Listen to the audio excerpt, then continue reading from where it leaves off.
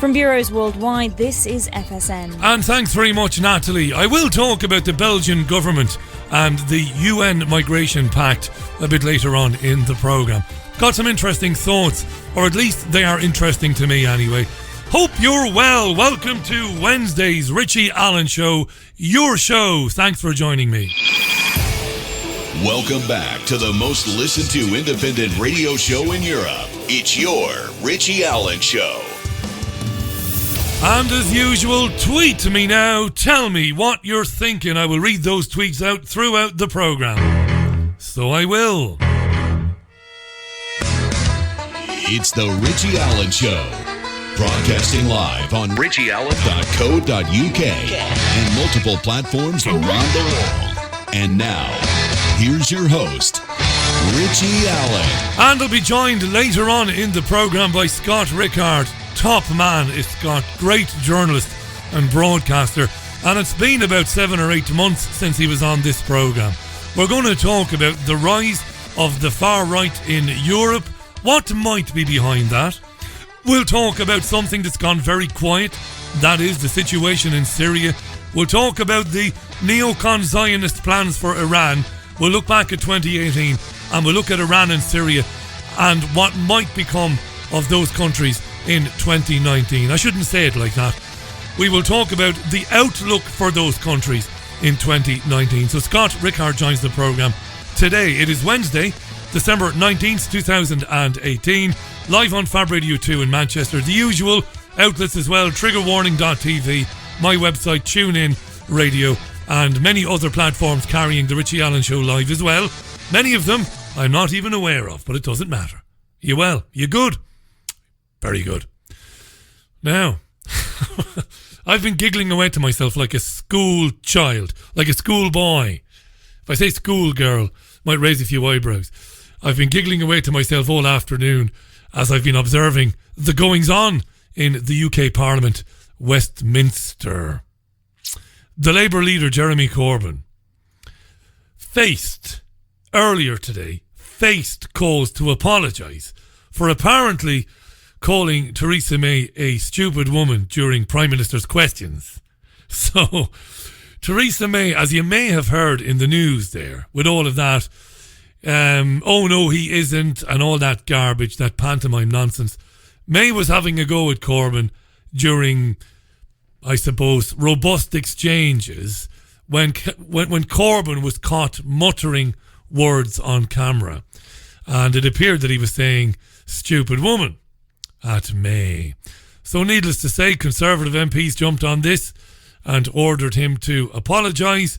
The Speaker of the House, John Bercow, earlier on today said that he hadn't seen the incident and that he couldn't immediately rule on the incident. A spokesman for Corbyn said he didn't call her a stupid woman. In fact, he might have used the phrase stupid people. That's what Corbyn's person or people or spokesman said about it anyway, right? Later on this afternoon, the Speaker, John Bercow, summoned Corbyn to come back to the chamber and to address the mob and to either own up and say, yes, I called the Prime Minister a stupid woman, or I didn't. One or the other. Here's what Jeremy Corbyn had to say. Thank you, Mr. Speaker.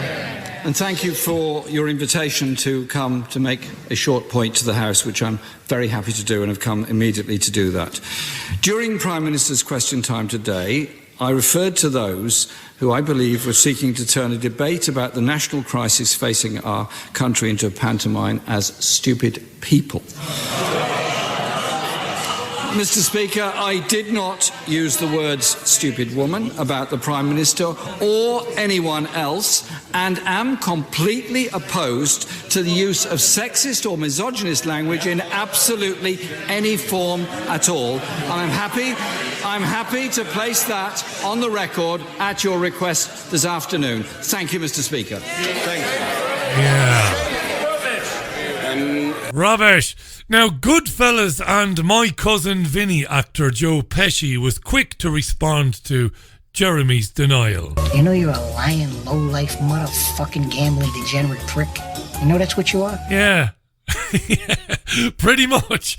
Here's Andrea Leadsom. She's the leader of the House. She wasn't happy. Mr. Speaker, I think that the country and this House will have drawn their own conclusions, and I deeply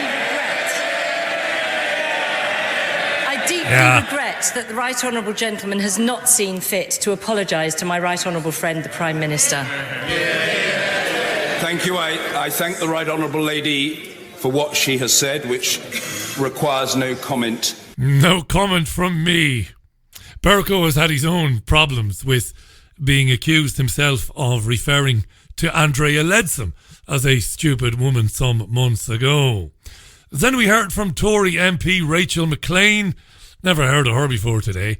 She just about stopped short of calling Jezza a liar, which is strictly forbidden. Code of conduct for parliamentarians.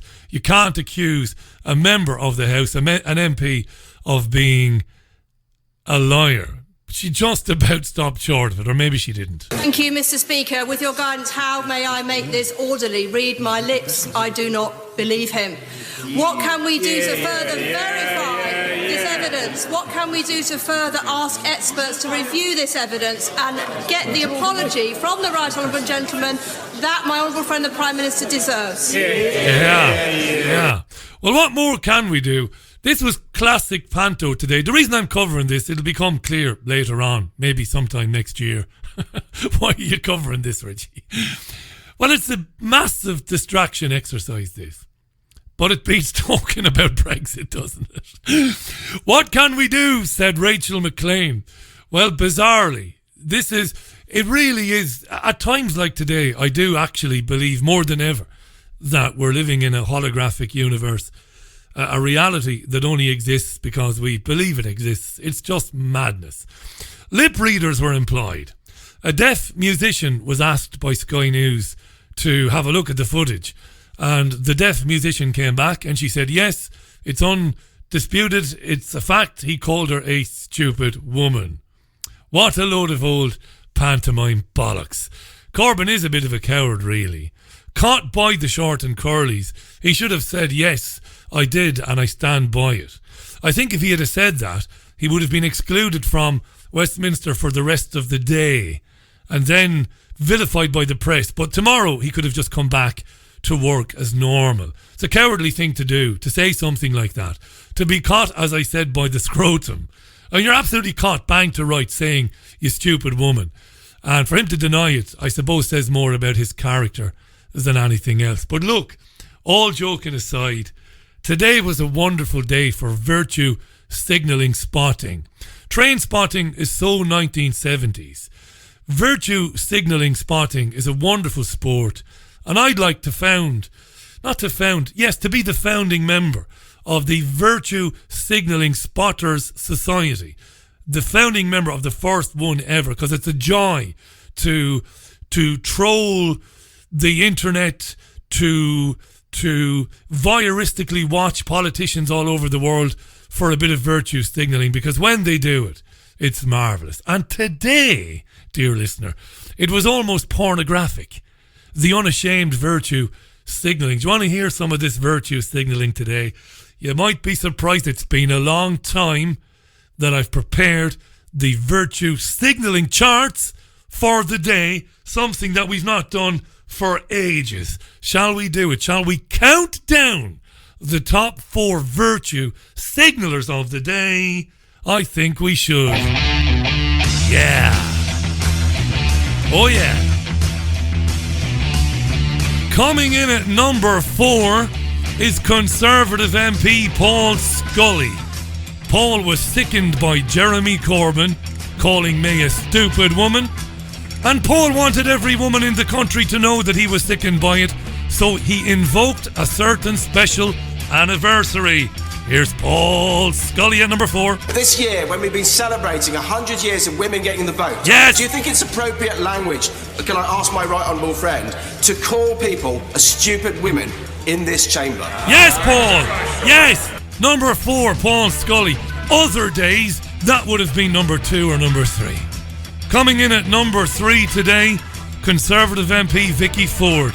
Vicky was horrified at Jeremy. She nearly wet her knickers when Corbyn said, "You stupid woman." This is just like Me Too, she said, because she was once called a stupid woman too. Get it? Get it? Me Too. Coming in at number 3, it's Vicky Ford. I saw very clearly what was happening when colleagues were watching the social media, colleagues were raising this and saying they had clearly seen this. Listen, the phrase, stupid woman, is not an acceptable phrase to use any female colleague. Yes. And I've actually tweeted the 2 words, Me Too. Yes. Because it has been said to me by the Speaker of the House in an aside in that chamber as well. Yes, Vicky, yes! She tweeted the words Me Too. Marvellous. She had more to say. It is not acceptable to have harassment in the workplace. We've had this Me Too campaign. Yes. It's gone all across the world. And in this example of being accused of being called a stupid woman, that's happened to me. I find it really degrading. It's happened to the Leader of the House, and it appears from all the video evidence that it's happened to the Prime Minister today, and the men should step back and they should apologise and they should stop using that phrase. Absolute world-class virtue signalling. Me Too, I tweeted Me Too, I did my bit. Across the world, men should step back. I took a stance, said Vicky. I tweeted the words Me Too. That made the world all better. How could that be only number 3? You haven't heard Anna Soubry yet. Another Tory. No introduction needed. Anna Soubry at number 2 on December 19th, 2018. The virtue signalling charts of today. Anna Soubry at number 2. This is gold. With great respect to the chair, I have to say this. If it was one of my male colleagues Yes. on this side of the House that had used that expression against a woman on the front bench on the opposition, then you, sir, would take action immediately. Brilliant. Please, would you deal with it, as you often do, Mr. Speaker, in a fair way, but also from the point of view of women in this House who are fed up over decades of being abused by men? Yes! Women are fed up of decades of being abused by men. That's incredible. Anna Soubry at number 2. How in the name of bejesus could that only be number 2? How? Well, you haven't heard number 1. How could that not be number 1? Wait till you hear John Mann. Who the hell is John Mann, Richie? Well, he's a Labour MP. And before all the lip-reading nonsense kicked off, John Mann, speaking at Prime Minister's Questions, went to bat for the UK's Jews. This is world class. This would be number 1 today or any day. Let's listen to John Mann. John Mann at number 1, going to bat for the Jews. For almost 400 years, this country, almost uniquely in the world, has been a place of safety and security, and a place where Jewish communities have thrived. Yes. 2018, many in the Jewish community are questioning whether this will be the case into the future, and a disturbingly large number of young Jewish people are questioning whether they should remain in this country. Does the Prime Minister agree with me that 2019 has to be a year when we all stand up and be counted to ensure that those young Jewish people believe and stay 2019 should be the year of the Jew, wishing to contribute and no longer fearing for their future? Yes! The new Chinese year of the Jew, 2019. John Mann going to bat for the UK's Jews. That is absolutely world class, I tells you.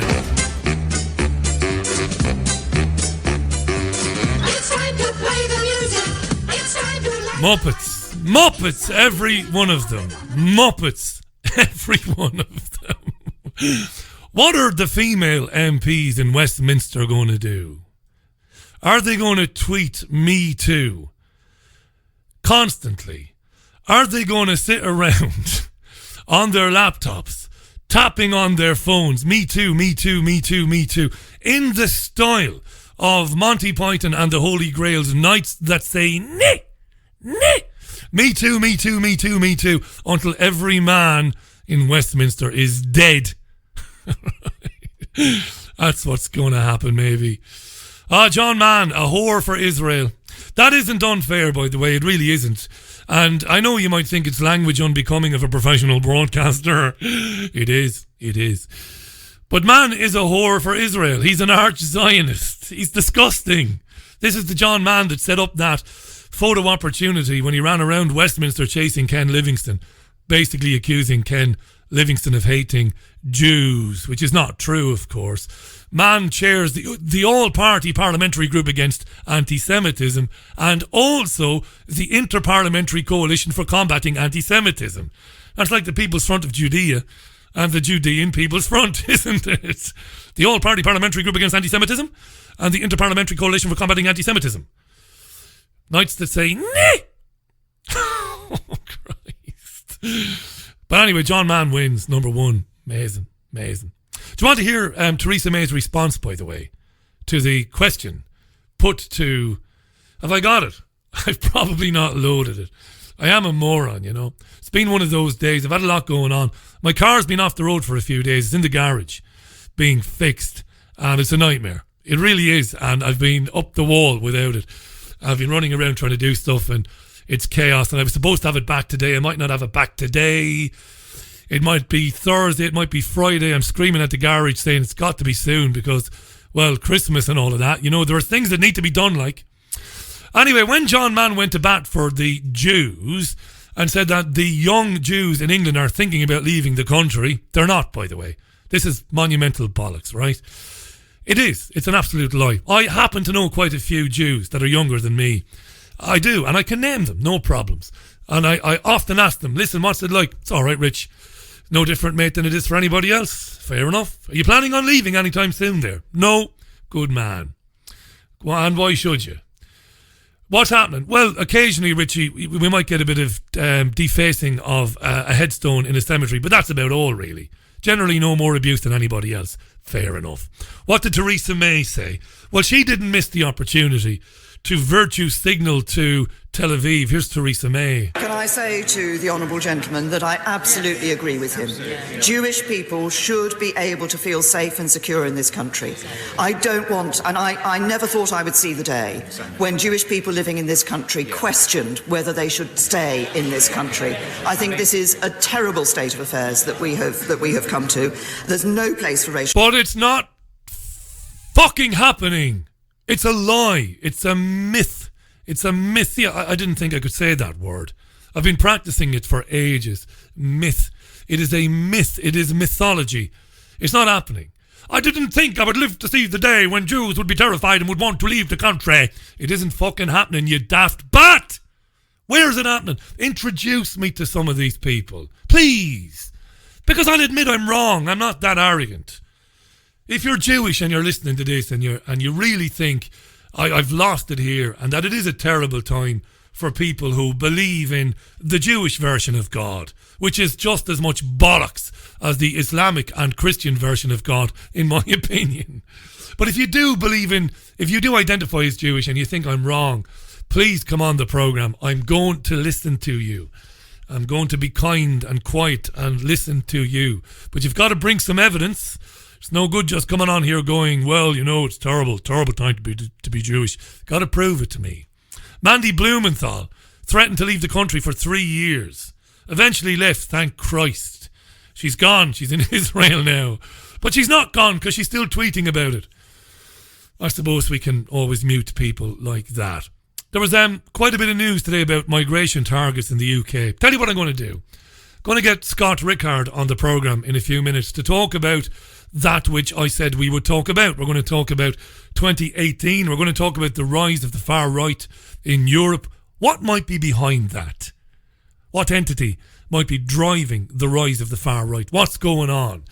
We're also going to talk about Syria, which isn't making the news a lot in the last few weeks and even months because, I suppose, of Brexit, and because, of course, it's very embarrassing for the national news networks of Western democracies. Embarrassing because they thought that Bashar al-Assad's government would have fallen by now, but it hasn't, of course.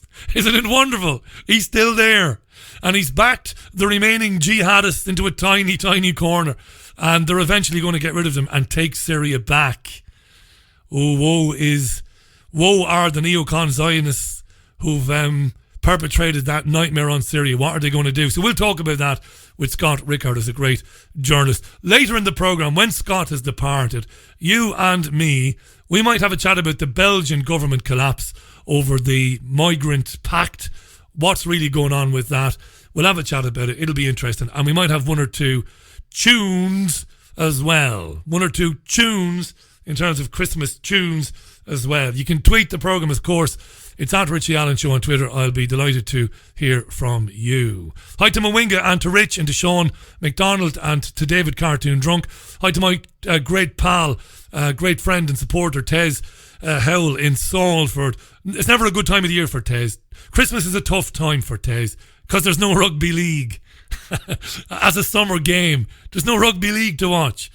Although there might be rugby league to watch in Australia, but it's a winter game in Australia as well, as far as I know. Hi to Liz Jones. How you doing, Liz? To In This Together. Hi to Manrique. How you doing, Manrique? To Les Hewitt. To Natalie. How you doing, Natalie? Andy as well. And to everybody else tuning in this Wednesday. Nice to know you're with me, because generally at this time of year you do hemorrhage quite a few listeners, because people are rushing around supermarkets and massive shopping arcades, spending money they don't have under enormous pressure. That's what happens. I've looked at the statistics for the show from Christmas 2014, 2015, 2016, 2017, and around about now we generally take a bit of a dip, and it doesn't come back till obviously the first week in January. But it seems that we haven't taken as much of a dip today as I expected. So thanks for being with me. I appreciate it. I really do. So I'm going to play some Christmas music now, like it or lump it. And do you know what I'm doing now? I'm padding, because I'm trying to get it up. I've lost. This is one of those funny days when funny things happen. And the player has decided to reboot itself. That's the player, the software that plays the music, if you know what I mean, right? So what have we got? We got a bit of wham. We got a bit of wham. Bit of wham. Now you've got to roll with the punches when you're live on the air and there's nowhere to hide, you know. Now that's virtue signalling right there. Hey, by the way, in case you don't know, my name is Richie Allen. Hope you're well. This is probably the best Christmas song after Shane MacGowan ever. Back into music from Wham! Last Christmas on the Richie Allen Show. Isn't my genre of music ordinarily, but I have a lot of time for that song. I've always liked that song. Welcome back to the programme. I'm just trying to get Scott Rickard up there on the old Skype. We'll give him a minute or two to get him up, and we'll chat with him about the year just gone. It's been a fascinating year for anybody who is analysing, writing about, talking about, blogging about, or broadcasting about geopolitical events. And domestically, of course, it's been an amazing year for people covering politics in the United States. So I want to talk a little bit about that with Scott, but also about international politics, what's been happening in Syria, what's been happening in Iran. And of course, Syria has basically disappeared off the face of the earth even, of course, in terms of recent coverage of it. It's just not making the news. There isn't anything being reported about it because of Brexit and because of other things. So we might have a wee problem there with Scott there. He's not coming through. I'll wait for a message from him. I know he's there. I think there might be a problem. Could be coverage. Could be where he is. Yeah. These things happen every now and then, don't they? He's also got a landline, so I can dial him up on the old landline anyway. In the meantime, do send through your comments to at Richie Allen Show. Like I said, I want to talk a little bit about migration, Belgium, and announcements made today in the UK about migration post-Brexit. Laughable, I think, in one sense, because the country isn't going to leave the European Union in a meaningful way, at least in my opinion anyway. So I'll get into that, as I said, a little bit later on. I might dial up some more music there while we give Scott a chance. He is there, thankfully, and he's asked me to use the old landline. There you are. Okay, that's okay. That's okay. We can do that, thankfully. So, while we do that, because I can't dial it in. It'll just be messy me dialing it in. While we do that, let's have some music from Duran Duran. It's the first thing that came to me. Sorry about that. No heavy metal today. 80s pop.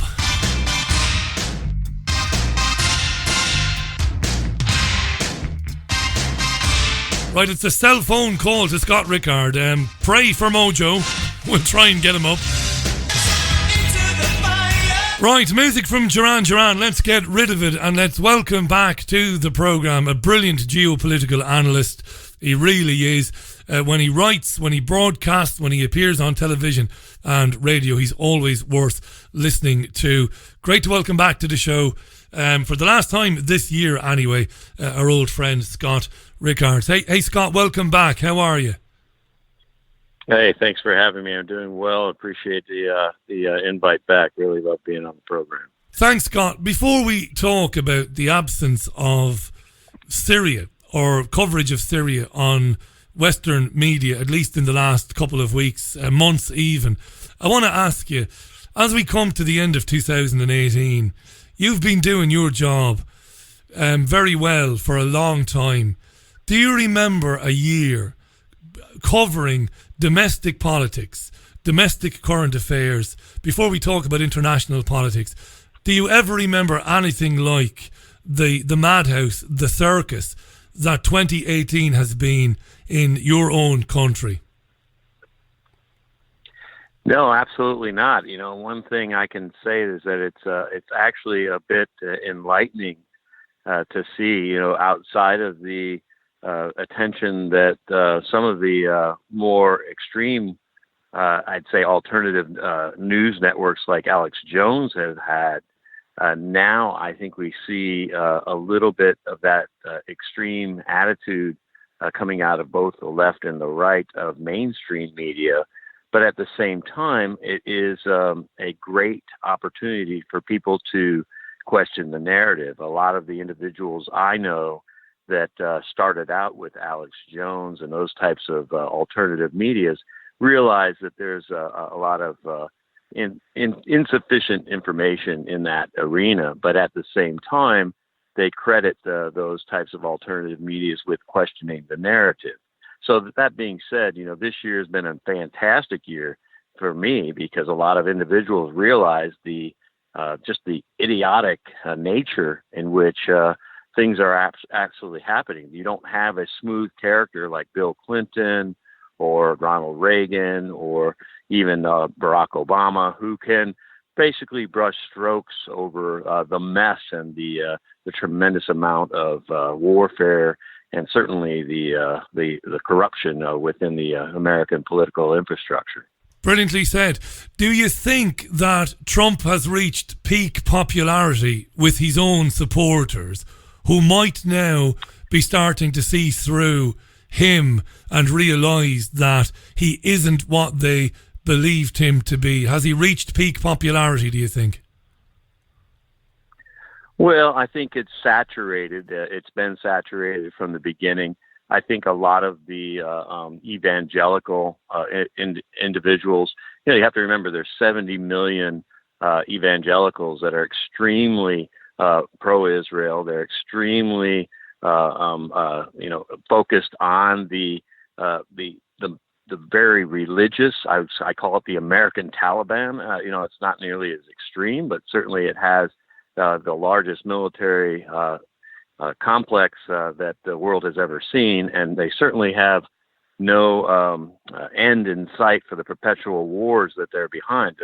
That's the issue that I see as the most driving factor for Donald Trump. He's obviously aligned himself much more strongly with the Zionist infrastructure in the United States.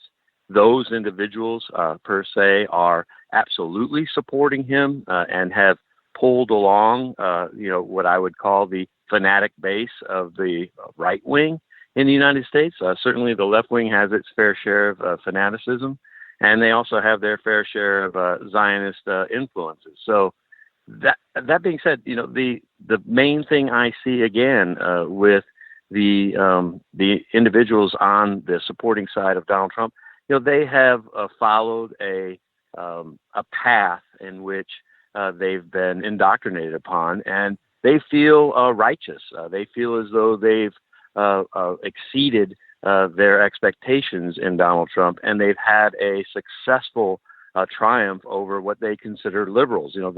The liberal versus conservative warfare set up by the Edward Bernays of the world since the early 1900s is absolutely successful, and these respective parties are really verbally and abusively verbally at war within the United States. There comes a point, though, Scott, doesn't there, where that base of support for Trump begins to realise that they were duped, because I think many of them, if not most of them, supported him for positive reasons. They wanted the United States to stop imperialist wars overseas. They wanted the United States to protect its national industries and to genuinely bring back manufacturing industry to the United States. These were positive things they wanted. I think those two things were very important.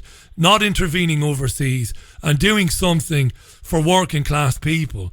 I think a lot of his support believed that. Now that they are coming to understand, most of them, maybe not most of them, some of them, that it is nonsense, how will they react, Scott? What is it likely to do to people, that realisation that it was an illusion? Well, I wouldn't use the term a lot. I would say some of the individuals who supported Donald Trump really did so in opposition more to Hillary Clinton. And even a smaller portion of that, some actually believed that this was an individual that may actually move forward with shutting down the military-industrial complex, making people accountable.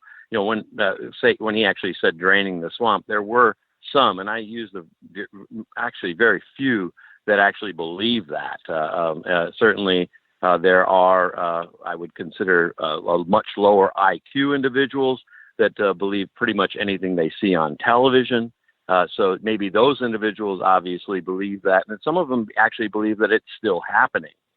They believe that everything's just going better than it's ever been.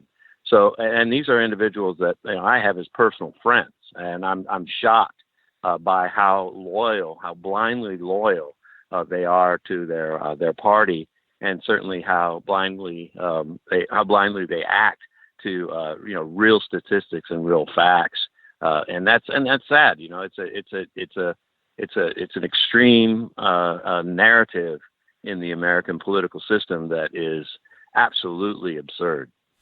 What's even more tragic is they can't play the card, which is, hey, Scott Rickard, you must be a Clinton devotee then.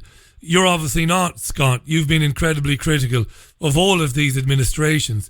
And when they can't do that, they just bury their heads in the sand and put their hands over their ears and say, no, I'm right and you're wrong. Why is that? Have we become increasingly narcissistic as the years have gone on? Is that one of the reasons? I think it has much less to do with narcissism as it does to just a systematic indoctrination of our society. It goes back to the 1850s. It goes back until even prior to that, when the Americans employed the Prussians going to war against the Brits, and certainly they also employed the Prussians during the Civil War, even because of the nature in which the Prussians were so successful at indoctrinating their youth to be extremely loyal to the government, and they did so because so many were really defecting during the war against the Romans. In fact, that was part of the beginning of England itself. So you have a really entrenched mentality of the population, and then you add on top of that the control of the information I love the dialogue when you saw Hillary Clinton saying we're losing the information war. Well, I was cheering that. I was like, finally, the government is in power of the information war. We the people have an opportunity to, with shows like yours, have the opportunity to break through the glass ceiling of the information nightmare that's been going on since the town crier, the bellman.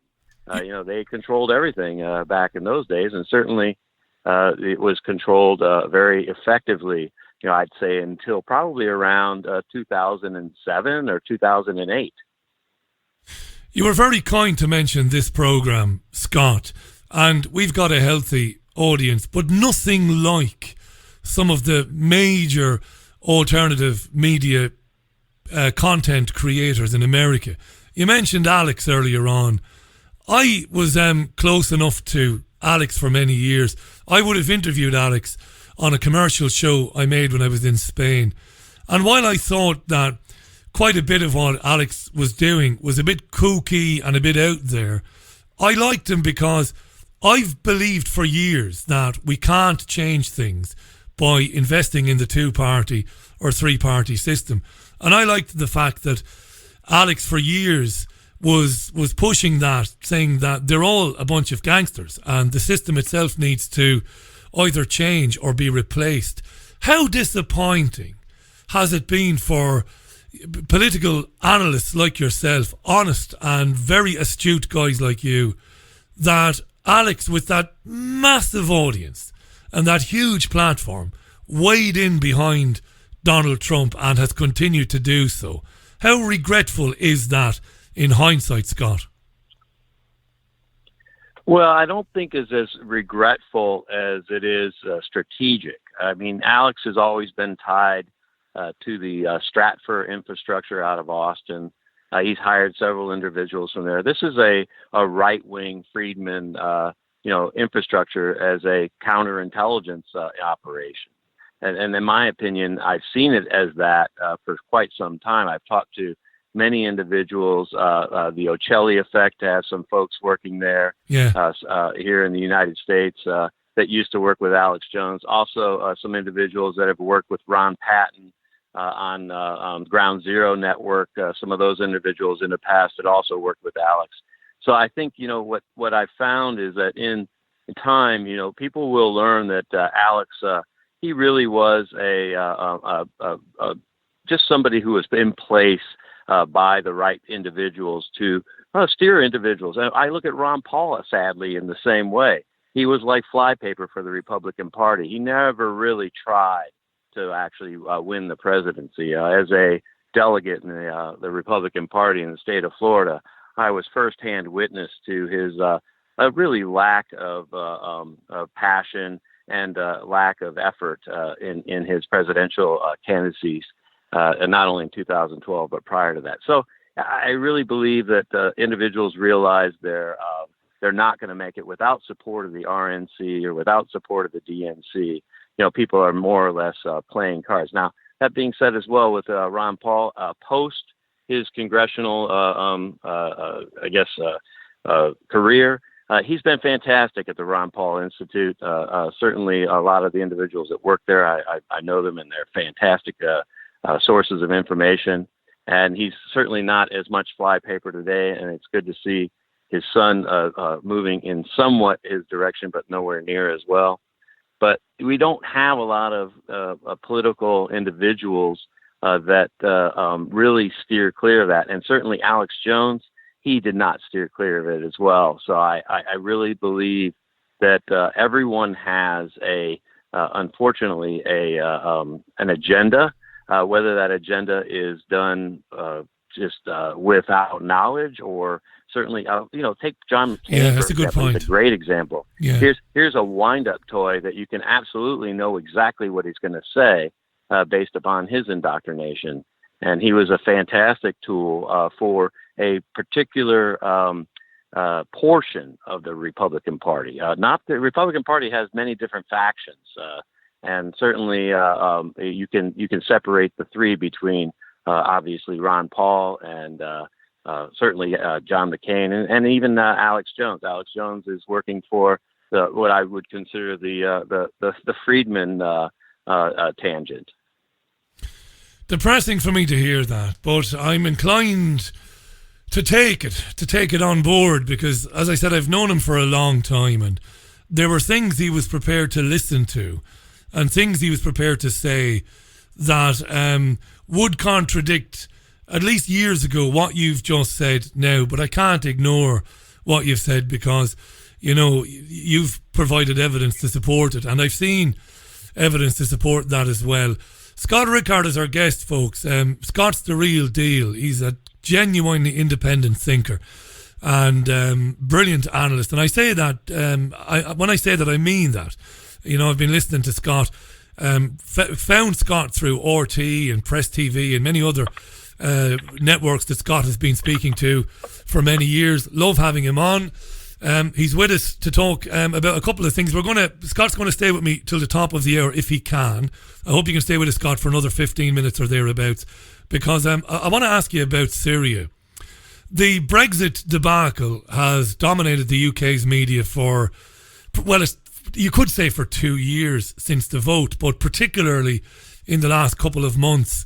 In the autumn, in the fall, really, we haven't heard anything about Syria. We know that the Assad government, the righteous government of Syria, is doing well and has isolated the remaining jihadists, or it seems to be the remaining jihadists in the country, has cornered them and seems to be in the position of checkmate. Now, what's interesting is I remember speaking to you last year, and I was pessimistic. I always am pessimistic because I've seen it happen so many times. I thought that the Western-backed jihadists would eventually bring the Assad government to its knees, but you contradicted me at the time and you didn't see it that way, and it's borne out that you've been right. You called it correctly. Is Assad on the verge of total victory in Syria, and is the media blackout on discussing Syria as obvious in the United States as it is in the UK right now? What's happening, Scott, as far as you can see? Well, unfortunately, the Syrian this has absolutely been nothing more than a proxy war for the United Kingdom, France, Turkey initially got involved, obviously, Jordan and Israel, and certainly Saudi Arabia, Qatar, and the United Arab Emirates all got involved early on. Interestingly, Qatar and certainly Turkey have pulled out of the quote-unquote unspoken coalition. Yeah. And these individuals, Turkey has taken on a role in the northwest, the Idlib province, to maintain that area for the Syrian government. At the same time, the Syrian government's worked very well alongside the Iranians, the Russians, and certainly Hezbollah has helped out of Lebanon. And this has been probably the first time in my lifetime you've seen an opposition to Western military infrastructure actually win on a global scale. This has certainly not been the case in Vietnam and pretty much every war in my lifetime since then. So I believe it's a very dangerous situation for Assad, only because, in victory, certainly he will pay the price ultimately down the road, very much like Gaddafi did. You got to be careful with the West. They don't take losses very kindly. But at the same time, certainly he's survived this long without being assassinated.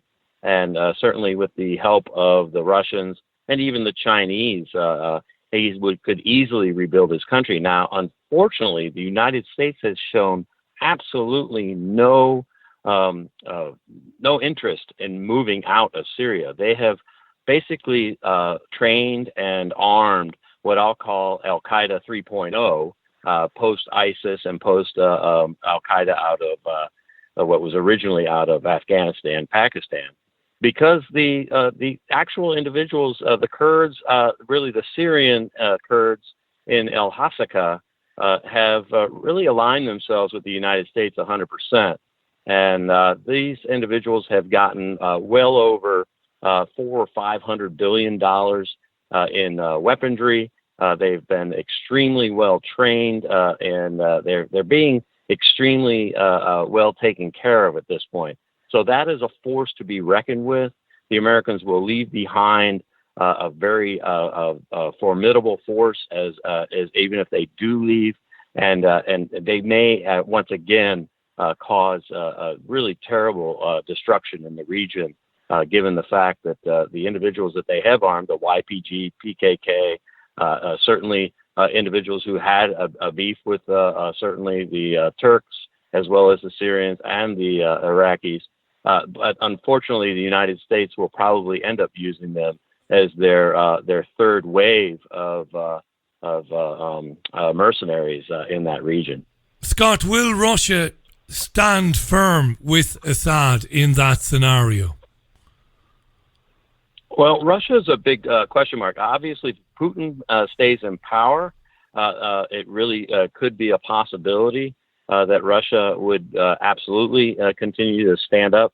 But at the same time, Russia has a very precarious relationship with Israel, very much like the United States and the United Kingdom. Many of the immigrants as well are former Russian descent, obviously from the Bolshevik and Kazakh victory that once again, unfortunately, was financed by the United States, Great Britain, and France, and others in Europe. So you have a very precarious relationship with the Russian government. They have kicked out most of the left-wing Zionist influence in Russia. Many of them have been exiled, but a lot of the right wing still remain. So Russia still has a friendly relationship with Israel. So that being said, they will continue to stand, but I don't think that they would stand with Syria if the Americans and Israel combined. I think that Russia would be very foolish to do that because of the fact that there would be major losses if an all-out war was absolutely implemented by the United States and Israel. And I don't put that out of the question that the Americans are just biding their time to do that with the forces that they've positioned in al-Assad. Very interesting, Scott. Scott Rickard is our guest. It is, I shouldn't use the term fascinating. It's a terrible term to use because we're talking about horrifying. It's horrifying, the lives of people. You know, since you and I have been on air today, since I came on, there's probably been 2 or 3 dozen people murdered in Yemen at the by Saudi Arabia, using weapons given to them by the United Kingdom with the blessing of the United States. It's disgraceful. Scott Rickard is our guest, and I want to talk. It's beyond disgraceful. It's subhuman. What about Iran then? I mean, for years, people like you've been watching the situation in Iran, the plans for Iran by neocon Zionist influences in the West, and we've watched and waited and watched and waited. Is 2019 going to be a big year in terms of movement against Iran? Maybe economically, maybe doubling down on sanctions against the country, or could something more dangerous happen with Iran and threats against Iran by Israel and the United States in 2019? How do you see that? Well, 2018 was absolutely very aggressive against Iran. You saw obviously the killing of the nuclear deal with the Iranians. Certainly, the JCPOA was wiped off the map in the American political system. And at the same time, you have a cabinet of extreme. I mean, Pompeo and Bolton and even Donald Trump and his son-in-law, Kushner. This is an extremely anti-Iranian administration. So the fact that something could be done against the Iranians in the next year, well, something has been done against the Iranians pretty much all year long. Does it continue? Absolutely. Under the Trump administration, it will continue with fervor. And certainly, and the relationships are quite odd here too. When you look at the loyalty to Mohammed bin Salman by not only the Trump government, but listen, it was quite odd to see the high fives and the relationship between Putin and MBS at the G20. Post G20, I found pretty odd that the Russians and the Saudis agreed to curb oil production in order to raise prices back up. So this is an odd relationship, hopefully very strategic by Putin, and he's not becoming as friendly with Saudi Arabia as the West has. Certainly the West is very implicated in Syrian war crimes, Saudi Arabian, I apologize. The Americans are extremely implicated in Saudi Arabian war crimes. The war crimes just go beyond imagination. The Saudi Arabians have been a partner in crime, helping the Americans throughout the Middle East. Certainly, they were participating as well with the propaganda and the support of the takedown of Libya and Gaddafi, alongside Qatar at the time, where Qatar and Saudi Arabia have now become basically enemies. You have a huge change in that region.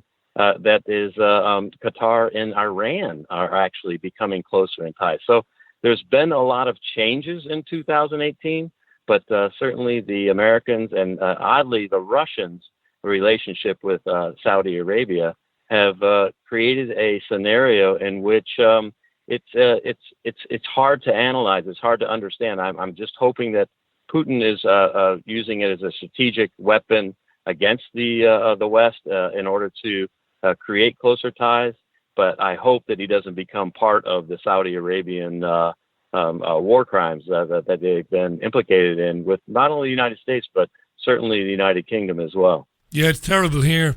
It gets little or no mention in the UK press how complicit the Prime Minister is and has been. Not only the Prime Minister, but her husband and his financial interests in terms of arming the Saudi Arabian government, sending weapons experts and UK military personnel to oversee the slaughter of tens of thousands of Yemenis. It's we'll never become immune to it, but it's almost week by week. The independent media is talking about this stuff, but the vast majority of people in the UK, they are oblivious to what's going on because our national media just will not report on it. I'll tell you what we'll do, Scott. We will talk in the new year, with your blessing, about the rise of the far right in the in Europe, because that's going to be a big issue very early on and continuously through 2019. Let me finish with a question about Jamal Khashoggi, the alleged dissident, the alleged journalist who was critical of the Saudi Arabian regime, if you want to call them that, the royal family, and has been accused that Prince, of course, Mohammed bin Salman is responsible for his death. The bizarre stories that came out. What's your reading of that situation? Was this guy a genuine thorn in the side of the Saudi royal family, or is there some deeper, more sinister, more mysterious story as to why this man was murdered in the way that he allegedly was? What do you think? Well, from a Saudi Arabian perspective, when you come down to Khashoggi, his relationship with several of the princes and his relationship with his uncle, Adnan Khashoggi, one of the largest arms dealers, not only in the history of Saudi Arabia, but in the history of the world. He was a very well-connected individual. This is a guy whose mother, cousin, was actually Faisal, was in a relationship with Princess Diana. These aren't. This is a very high-rolling individual who claimed to be a journalist only for the last couple of years. Once he was ousted by Mohammed bin Salman. So this is the real situation. And interestingly enough, because of the nature of the Donald Trump, I would say, support for Mohammed bin Salman, the media on the left just picked this story up and just made him seem as an innocent individual. When in fact, I found it odd. Here we have once again, I'll say President Putin high-fiving Mohammed bin Salman This is a country which, by the way, funded all of the mujahideen to go to war against Afghanistan, where Putin actually fought himself, and he lost some colleagues in that war.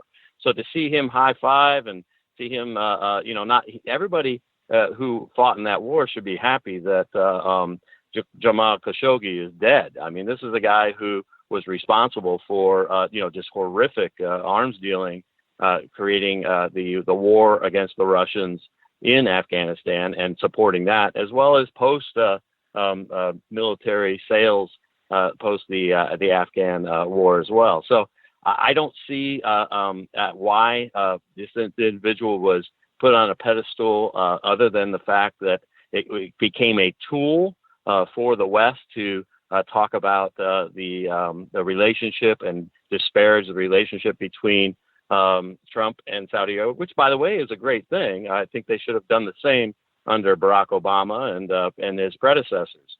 But once again, and as I said before in the program, I'm actually happy that these kinds of things are coming out so that individuals can see the kind of war crimes and the kind of activity that are going on in places like Saudi Arabia. Because I remember as a child, princes and other royalty within the Saudi kingdom were actually murdering each other off to gain power.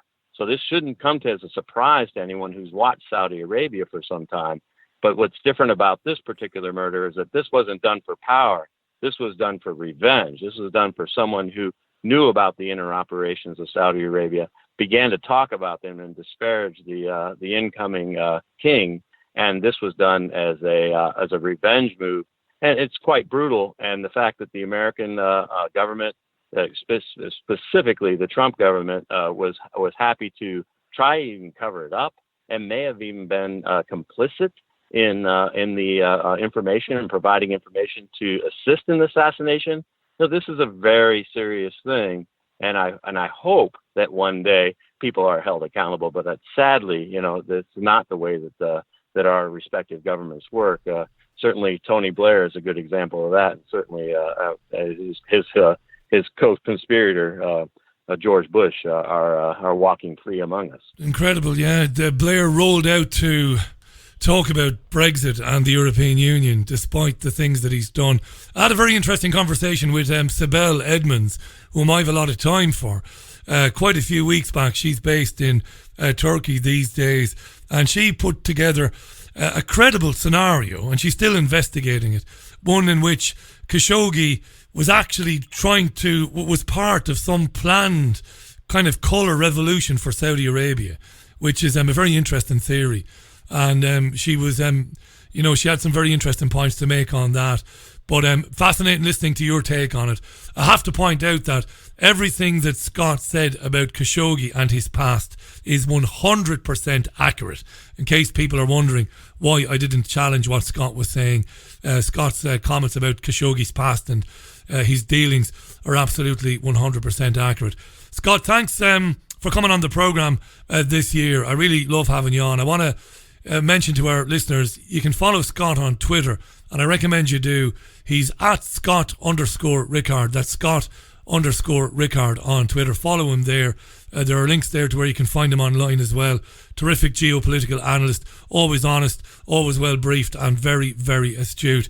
Merry Christmas to you and yours, Scott, and I look forward to speaking to you again in the new year, and thanks a million for your time this year. I love having you on. Merry Christmas to you too, Richie. Have a great New Year as well. Thanks, Scott. Thanks for your time this year, and I look forward to speaking to you again in the new year. The brilliant Scott Rickard live on the Richie Allen Show from Florida this Wednesday, the 19th of December 2018. Loads of tweets on this and loads of tweets on the monologue as well. I want to say hi to Patricia, who's tweeted me about Iran and about Israel. Let me just scroll down to that tweet there. The truth is, says Patricia, that Israel rules in the United States. As long as Israel is determined to bring down Iran, the Zionist-controlled media will continue to demonize Iran. The majority of the uninformed and ignorant Americans will believe it, sadly. Tell you what I found extraordinary, Patricia. And I really did find this really, really extraordinary. When I began doing programs like this one, It was in Spain back in 2009. As I've said before on the show, not to be boring, to be Jesus out of you. But that programme, thanks to my interviews with David Icke, but mostly, it must be said, due to my interviews with Jim Marrs and Jordan Maxwell, that programme began to get a big following in America. And on several occasions, the website was crashed because it wasn't set up, because it was an FM, it was an FM radio station, right? Primarily, with FM transmitters around the southern coast of Spain and the eastern coast of Spain. The vast majority of the listeners were listening on FM. But because Jim Marrs and Jordan and one or two others began to talk about my programme for Talk Radio Europe, all of a sudden people in America started looking for the programme, and the only way they could listen to it was online. So on several occasions, the website for the radio station was crashed because hundreds and hundreds of people were trying to get on to hear this conspiracy research show. So why am I telling you that? Well, what I found very interesting was I would speak to, because I would open the phone lines and I would open Skype, and quite a few American folks would ring in. Some of them were informed, others were not so informed. What I found amazing was deep into the night, Spain time. It would have been mid-afternoon, late afternoon on the east coast of the United States. I was incredulous because I was naive. How few of my callers from America, even though they were on the right track, even though their heart was in the right place, even though they understood that things were not what they seemed, even those people still had very little understanding of the region, and they had little or no understanding of the United States' relationship with the region. And when I would talk about BP and the CIA and British intelligence overthrowing the secular government of Iran in 1953 and ousting Mohammad Mosaddegh, a man whose government was enriching the country through his proper management of the oil assets of Iran. I suppose he was an early version of Hugo Chavez, maybe you could say. I know that will wind people up now, listening to the programme, but I don't give an arse. I'm going to say it anyway. And I was stunned at how ignorant some of the US-based audience was. Not stupid. It's dreadfully wrong, and it's short-sighted to call them stupid. Stupidity and ignorance are two different things. They were far from stupid. In fact, they were very intelligent because they were opening up to understanding what was going on. But they had no idea about what happened in Iran. They didn't know who the puppet Shah of Iran was. They had no idea that all this went down. They didn't know anything about the revolution in Iran in 1979. They had no idea. They didn't know anything about the arming and funding of Iraq and Saddam Hussein, by Donald Rumsfeld acting on behalf of neocon Zionists when Rumsfeld gave all this hardware to the Iraqis to blow the shit out of Iran. And of course, when they learned this, it made sense to them. And they were like, oh yeah, of course that makes sense now. But they didn't know it. And I learned that this type of thing isn't actually talked about or taught in high school, at least in high school level anyway. I'm sure at university level, I'm sure students of history in America, in the United States, I'm sure they are presented with materials about Iran and about Mohammad Mosaddegh. They must be. Maybe I'm being naive now, but maybe they must be. But at high school level, they just aren't, this stuff isn't taught to them. They have no idea, you know. So when, and of course that made it easy, when George W. Bush and Tony Blair were lying through their teeth. And I've always, in my entire life, I've always been against capital punishment. And I always will be. I make no exception. None. And there is no but. my opinion on capital punishment, my feelings about it were tested to the limits by the Bush and Blair governments. Their wrecking of Iran and Afghanistan, killing millions of people, based on a pack of lies about weapons of mass destruction. Because they knew, Blair and Bush and Dick Cheney and Peter Mandelson and Alistair Campbell and Condoleezza Rice and Colin Powell, they knew more than anybody that Saddam Hussein didn't have any weapons of mass destruction, because the ones that he used to have were ones that they had sold him when they wanted him to bomb Iran back to the Stone Age. People just don't know this stuff. They don't know it. They don't know that Iran as a country hasn't raised a finger in anger against any of its neighbours for nearly 500 years. It's not a warring country. Has Iran meddled? Has it supported factions in other countries? Of course it has. Absolutely right. Like every other country has. But it hasn't threatened or invaded a neighbour in over 500 years. People just don't know this stuff. They don't know it. You've got to get your head around that, you know. It's not like 3 or 4 centuries ago or a millennium ago. It's only 60 years ago. 65 years, right? Is that right? 65 years this year since Mosaddegh was overthrown by a petrochemical corporation with the assistance of the CIA to impose a puppet Shah and to basically fuck up an entire country that was doing very well. Thank you very much. Women were doing well.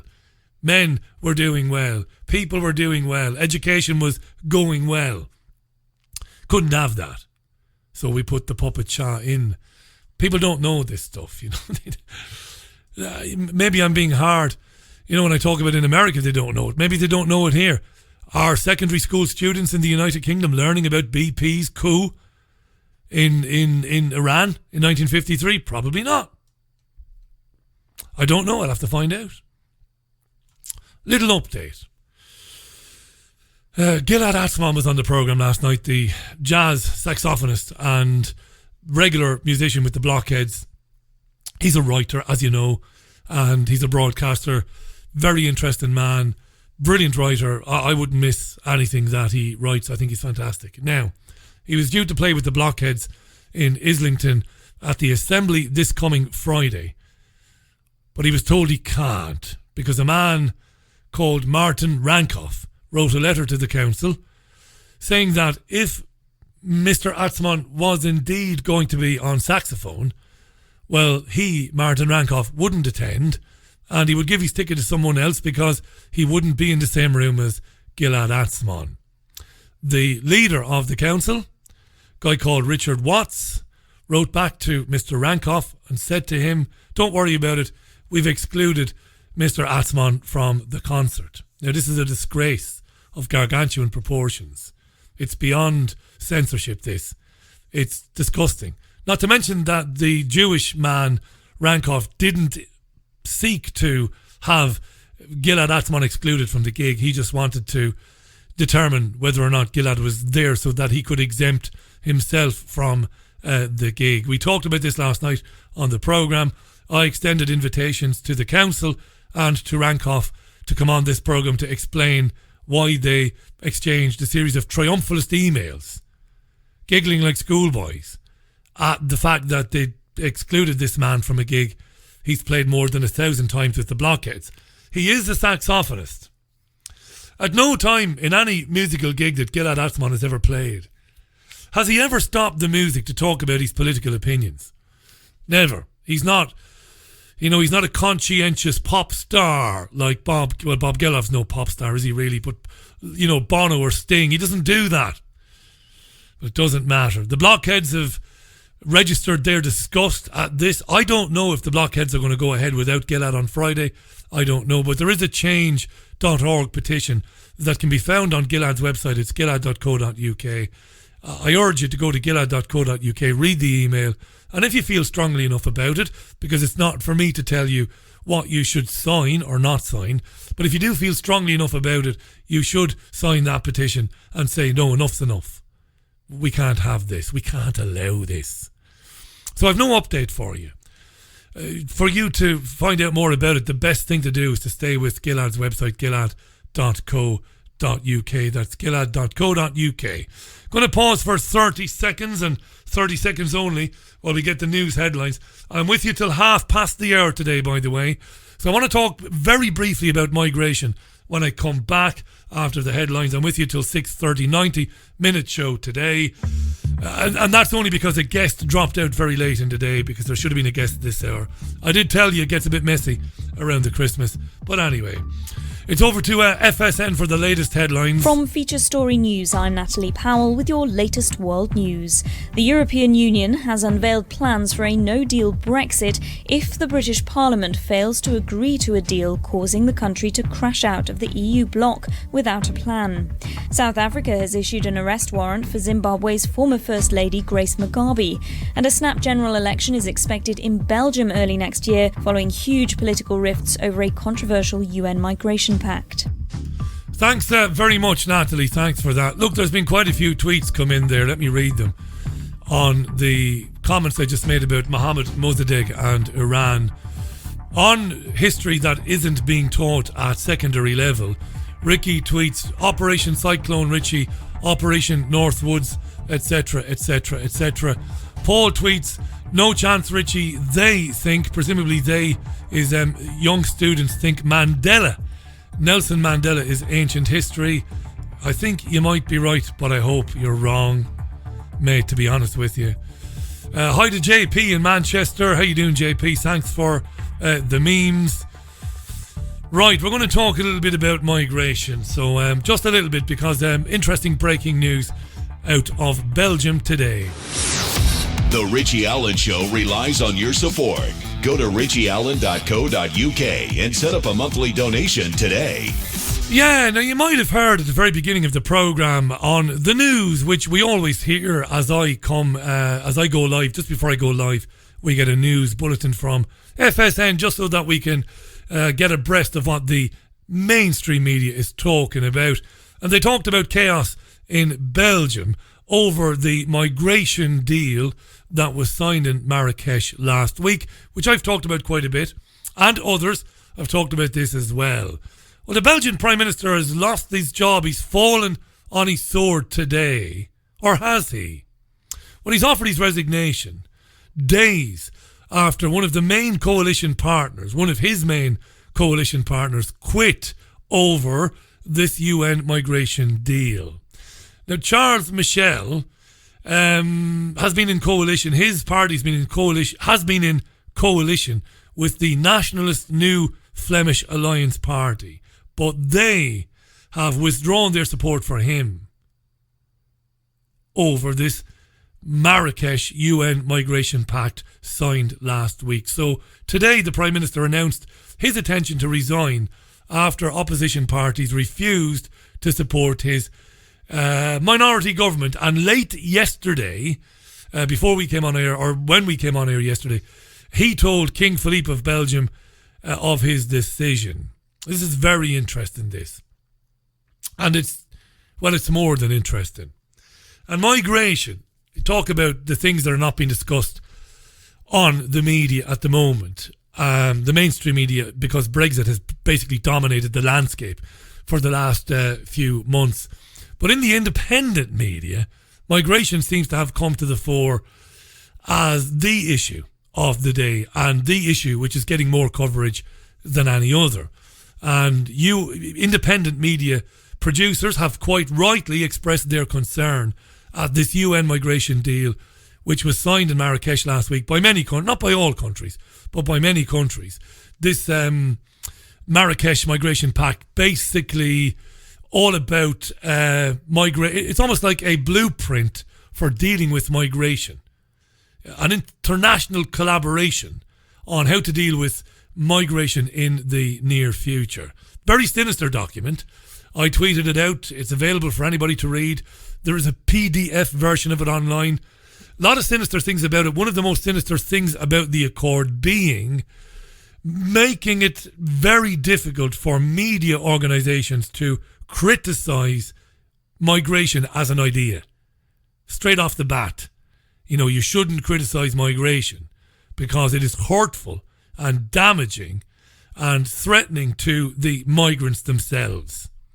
And there is language in this draft agreement, which isn't legally binding yet, by the way, but there is language contained within it that basically would support the criminalisation of criticism of migration. Basically, talking about migration in a negative way, making that akin to hate speech.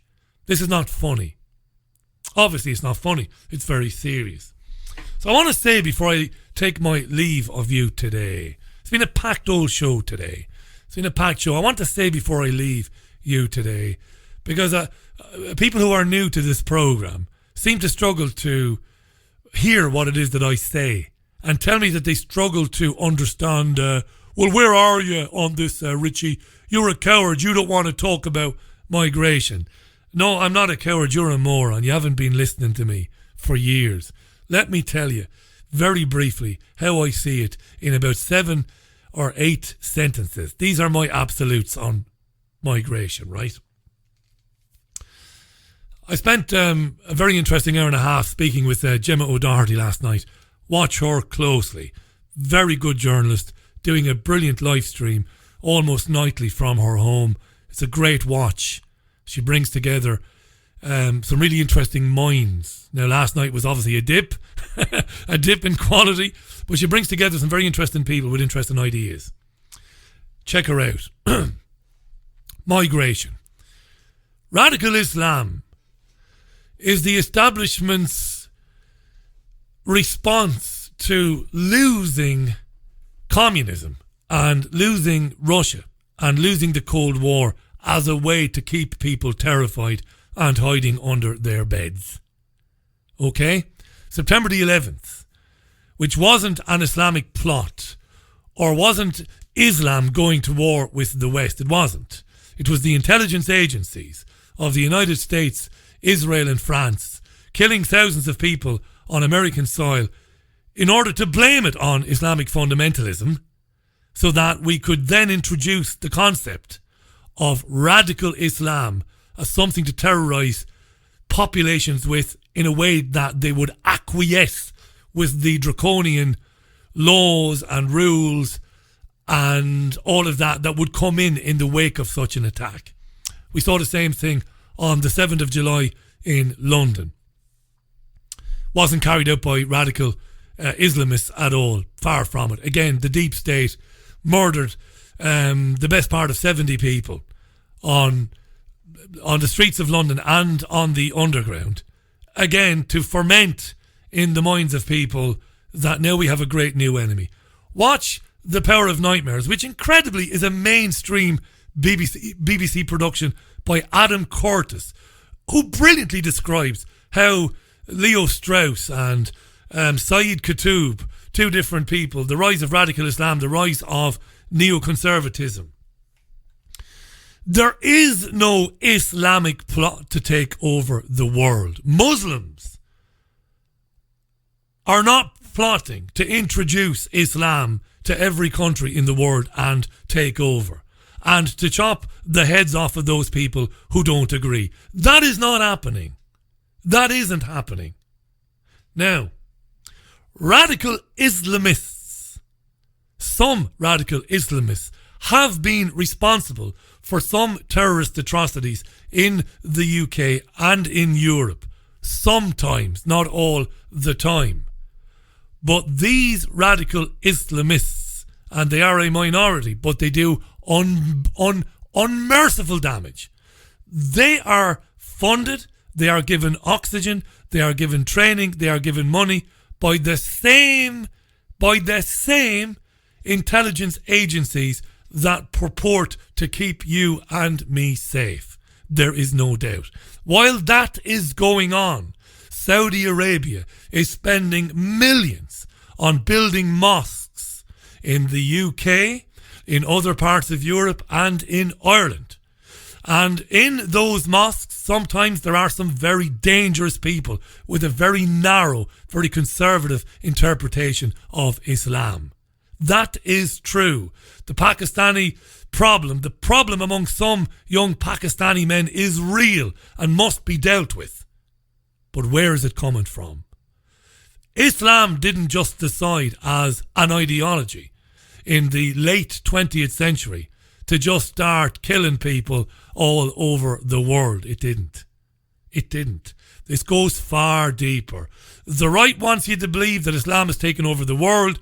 The left wants you to believe that there's no problem whatsoever. It isn't black and white. The truth is in shades of grey. Muslims are no more dangerous than Christians or Jews. They are not. But their religion has been weaponised, not by Muslims in general, but by the intelligence agencies of the world who want to divide and conquer you and me along the lines of race and religion. They are responsible for destroying in biblical ways, Armageddon ways, countries like Libya, Syria, Iraq and Afghanistan, Yemen, and driving millions of poor misfortunate people out of their homes. Deliberately doing that so that they will come into Europe. It isn't an Islamic plot or anything like it. It isn't a Christian plot. It isn't a Jewish plot. It goes far deeper, as far as I understand it. And because I say that and because I believe that, I'm precluded from talking about it on mainstream television or radio, because they either want the far-right idiotic view of it, which is Muslims are trying to kill us, or they want the lefty version of it, which is let everybody in. The truth is somewhere far, far removed from those simple absolutes. That's my opinion. All right, that's how I see it. Thanks to Scott Rickard for coming on the programme. I'll be back with you tomorrow, Thursday, for the last proper Richie Allen Show of the year. I will be with you on Sunday, don't worry about it. Join me tomorrow from 5. Until then, look after yourselves and one another. Bye now. Thank you for being with me today. Bye now.